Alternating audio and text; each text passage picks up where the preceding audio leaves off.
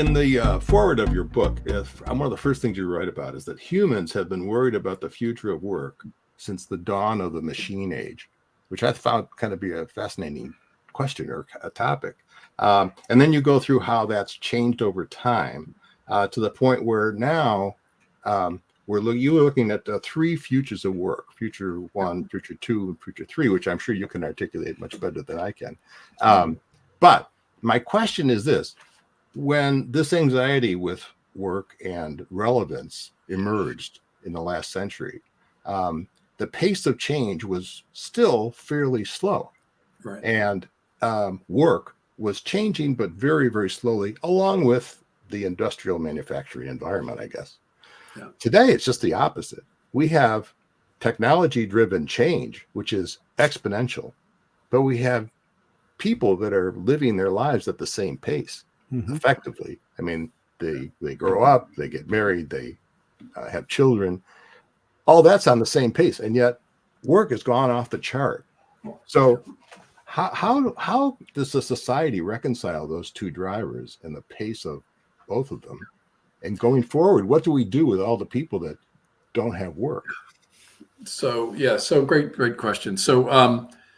So just so that to give the listeners sort of the framing is the first technology to transform work was the ox-driven plow.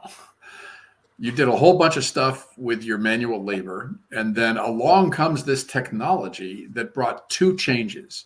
The first is you could 10x your own work as an individual. You could easily plow 5 to 10 times as much of a field as you could before. Awesome. Massive transformation. The other thing that it brought, and there's actually a recent article written by a researcher at MIT, it says it was also the first step in separating human labor through technology from the people who owned the technology that could 10x work. And so if you couldn't afford an ox, you couldn't afford a plow, you didn't benefit. You had to become the person, often a guy, who was helping to draw the plow, but you got paid a lot less than when you were doing it with your own labor. The Luddites in 18th century England, who railed against loom weaving machines and destroyed them not because they were upset that they weren't able to weave fabric anymore. They were upset because they had to tend these machines and they got paid crappy wages by the people who owned them, who were often rich. And so you get this, right? And so now we got robots. We have large language models. We have AI that continually separates humans from work. And if you own those technologies, you do great. And if you don't own them, you're kind of subject to them. So how do we fix that?